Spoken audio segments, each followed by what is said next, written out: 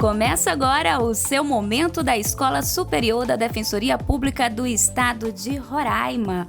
Hoje eu convido para o nosso bate-papo Zafira Souza, ela que é mestre em Educação e Processos Inclusivos e também é gerente de pesquisa da SDEP. Seja bem-vinda.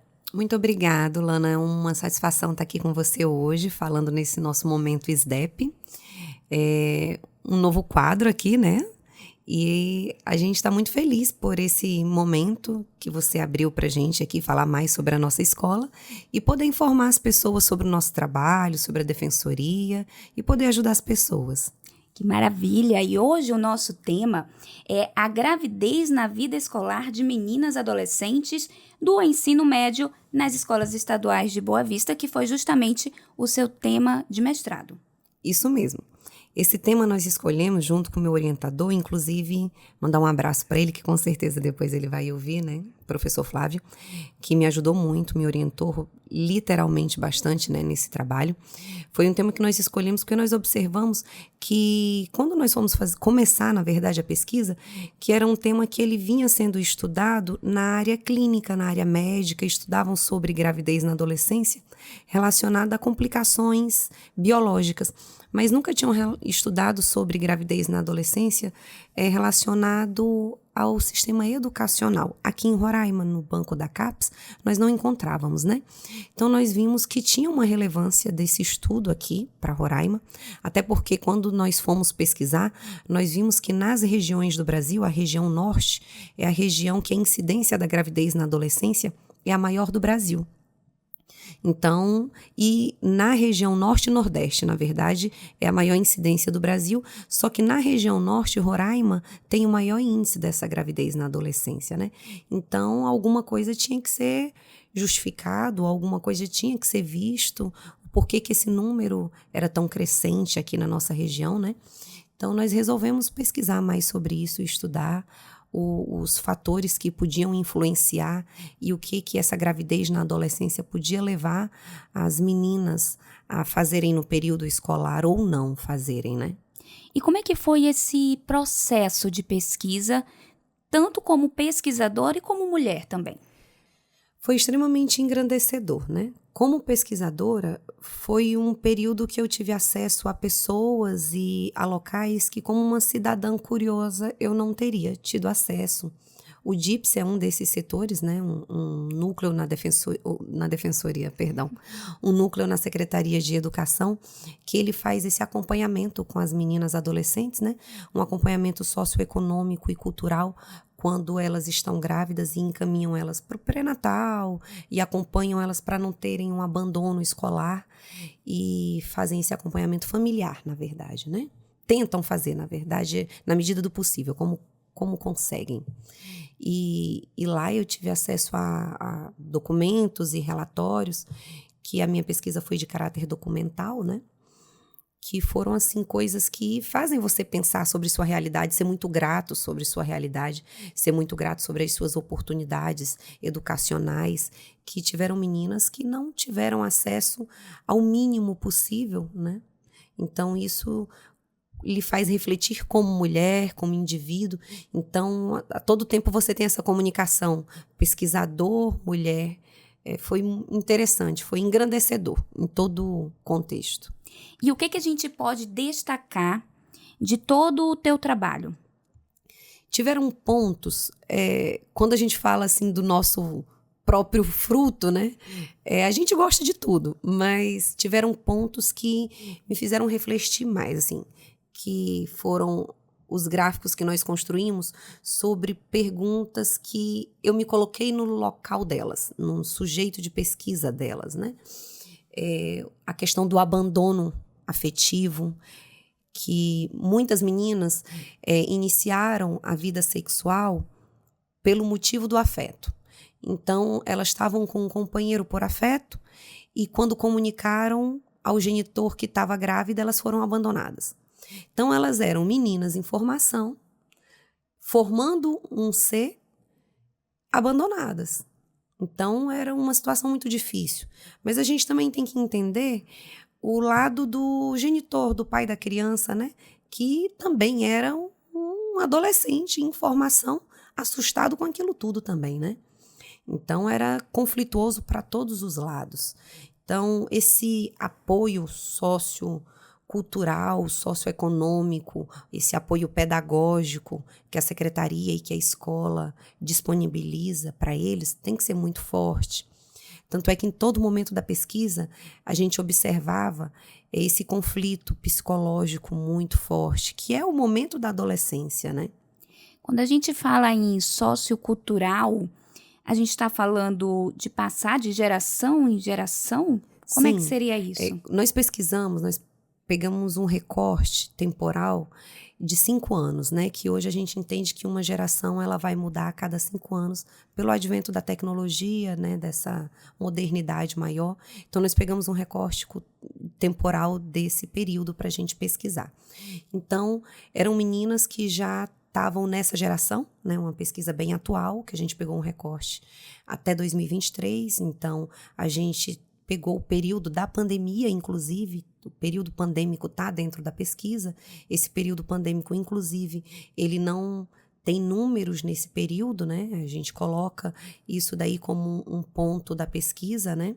Um ponto que pode ser divergente da pesquisa, porque não foi documentado devido não estar tendo aula, né?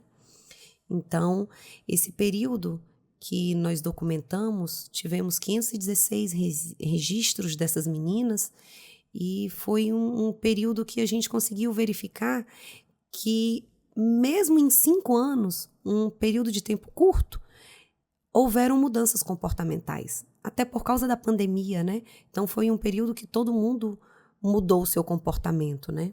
Quais essas mudanças que a gente pode relatar? Por exemplo, a situação psicológica das meninas, elas ficaram mais frágeis. Foi um período que, o período de pandemia que elas tiveram em casa, era um período que elas não se comunicavam muito.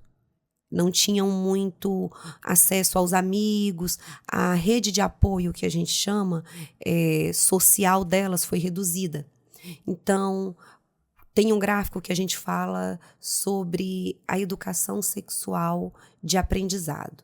Com quem que elas perguntam sobre sexo, com quem que elas aprendem sobre a educação sexual, não de praticar relações sexuais, mas de aprender sobre prevenção, sobre educação, né? E a maioria das meninas, elas aprendem de outras formas, e essa outras formas estava lá como tecnologia, então pesquisando na internet, amigos, TV, e o menor número é em casa com os pais. Então, o período que elas ficaram sem essa rede de apoio social dos amigos, elas não tinham essa educação sexual que elas procurariam com os amigos que estavam na pesquisa, elas não tinham acesso, porque elas já não perguntavam em casa com os pais. E o número de pessoas, de adolescentes que perguntavam, era um número extremamente reduzido. Então, foi um ponto da pesquisa que chamou bastante atenção. Incrível como ainda é um tabu dentro do próprio lar ter essa conversa. Aí que a gente entra também no contexto socioeconômico. Teve uma ênfase nisso também? Como é que a gente pode avaliar? Sim, teve um ponto da pesquisa que nós ficamos até um pouco receoso para usar alguns termos, porque nós não tínhamos a intenção de chocar ninguém, né? E nem de deixar ninguém constrangido. Mas esses termos que nós colocamos, apesar da resistência de colocar, nós acabamos colocando porque encontramos em várias literaturas, né? Em várias pesquisas. E colocamos na pesquisa que foi a perpetuação do ciclo da pobreza, devido essa gravidez na adolescência, né? Muitas meninas, mães na adolescência, algumas já eram filhas de mães que foram adolescentes, ou algumas avós eram, ou tinham primas, ou tinham tias, mas elas tinham um núcleo familiar muito próximo de gravidez na adolescência, muito próximo mesmo, ou elas tinham uma proximidade muito grande de pai ou mãe, ou avó, ou tia, alguém muito próximo de evasão escolar. Então, nós percebemos que essa perpetuação do ciclo da pobreza vinha muito envolvida no abandono escolar. E aí nós começamos a pesquisar sobre isso também, né? Fomos ver documentos, bibliografias sobre isso e conseguimos perceber que tinha uma repetição em relação a isso. E vimos que se você conseguisse retardar essa idade gestacional, você aumentava em alguns anos a idade acadêmica. Então, meninas que demoravam mais tempo para ser mãe, geralmente eram meninas que ficavam mais tempo nas escolas, eram meninas que entravam na faculdade. E essas meninas, antes da gente começar a gravar, a gente estava batendo um papo justamente sobre esse assunto e você destacou um ponto que me chamou a atenção, que foi a situação das meninas que encontram na gravidez um refúgio. Sim. Explica pra gente. Foi uma coisa que me chamou muita atenção. Tinham meninas que, para algumas mulheres, quando a gente vai falar sobre gravidez na adolescência, algumas mulheres já olham e falam assim: nossa, meu Deus, que problema, nossa, que dificuldade. Enxergam a gravidez na adolescência como uma implicação negativa. Mas para algumas meninas, não. A gravidez na adolescência, além de não ser uma implicação negativa, era um desejo. Aí eu falei, opa, Um desejo, como né? assim? O que está acontecendo aqui? Deixa eu pesquisar sobre isso. E nós fomos observar isso. E tinham algumas meninas que elas tinham características de querer ser mãe naquele período. Elas viam naquela gestação a solução dos seus problemas. E aí nós fomos observar que características essas meninas tinham, que condição econômica, social, sociocultural elas se encontravam e se algo se assemelhava, se a gente conseguia traçar algum perfil disso, né? E nós percebemos que algumas coisas se assemelhavam nessas adolescentes que nós observamos que tinham esse desejo dessa gravidez na adolescência. A grande maioria dessas meninas, elas eram as meninas mais carentes. Foi observado que existe sim essa questão de disparidade econômica, né? Quanto menor a renda dessa menina, maior é essa probabilidade dessa gravidez na adolescência, né? Desse não planejamento familiar acontecer. Então, eram meninas de condição financeira bem baixa e eram meninas que viviam em algumas famílias monoparentais, ou viviam com a mãe, com o padrasto, ou só com a avó. E elas não se encaixavam mais na própria família. Então, elas viam naquela gravidez na adolescência a forma de resolver o problema da vida delas. Eu vou engravidar e vou construir a minha vida. Eu vou engravidar e quando eu engravidar eu vou ter uma renda, porque eu vou ter direito a programas assistencialistas que eu não tenho direito, porque ela só teria direito àqueles programas assistencialistas após essa gestação. E eu vou casar ou eu vou sair de casa. A partir de agora, eu vou ter por incrível que pareça, nós usamos até essa palavra na pesquisa, eu vou ter uma ascensão social, porque eu não vou ser mais filha, não vou mais me bater. A partir de agora, eu sou uma mãe de família, vão ter que me respeitar nessa casa. Ela ia ocupar um lugar naquela família. Uma liderança, né? Isso. Poder ter o controle da própria vida. Isso.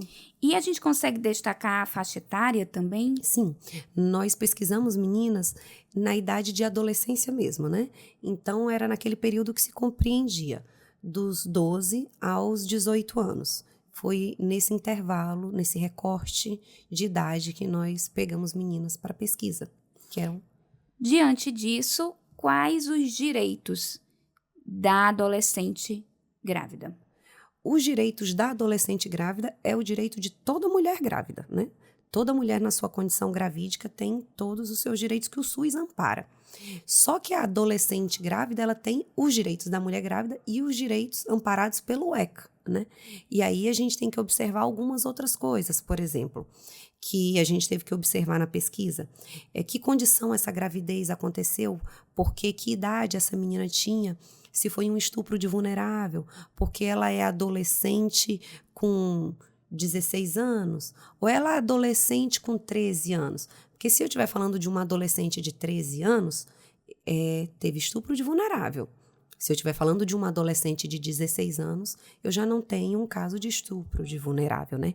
Então, isso tem que ser observado. Foi voltado mais para as meninas, mas a gente pode Sim. relatar também histórias dos meninos? Olha, a nível de curiosidade, sim, porque eu tive minhas curiosidades, mas eles não foram objetos de pesquisa, né? Então, no trabalho acadêmico, você não vai encontrar nada que fale sobre os meninos, que as meninas eram um sujeito de pesquisa. Mas uma coisa, quando eu vou falar até da dissertação, que as pessoas começam a ouvir, a ver os números, os gráficos e enxergam as meninas e ficam, nossa, como assim? Tadinha delas. Elas começam a ver os meninos como um monstro. Não, eles não são monstros. Eles também são adolescentes, eles também estão naquela transição psicológica, física, social, que as meninas também se encontram.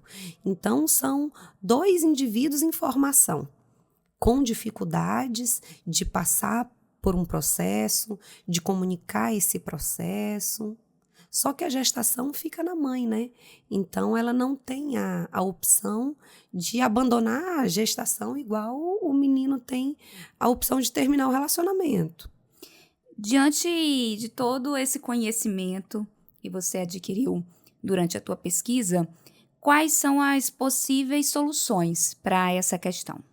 Nós trabalhamos com essas soluções e ficou até nas nossas considerações finais, e é muito engraçado. Quando nós... Engraçado não, é peculiar a palavra mais adequada. Como ela gira muito em torno da interdisciplinaridade, né? Eu sou do direito, eu sou advogada, minha formação acadêmica é o direito. E eu fiz um mestrado em educação e processos inclusivos. E a solução que nós encontramos está na psicologia. E nós estávamos falando de educação e gravidez na adolescência num processo educacional, que é uma problemática que está tão grande, tão forte, tão em evidência, que hoje virou um problema de saúde pública. Então, você consegue ver que as políticas públicas têm que alcançar esse tema. Tá interdisciplinar de uma forma que você não tem como pegar o MEC e falar assim, coloca a educação sexual na escola e trabalha essas meninas e esses meninos na escola e acabou o assunto.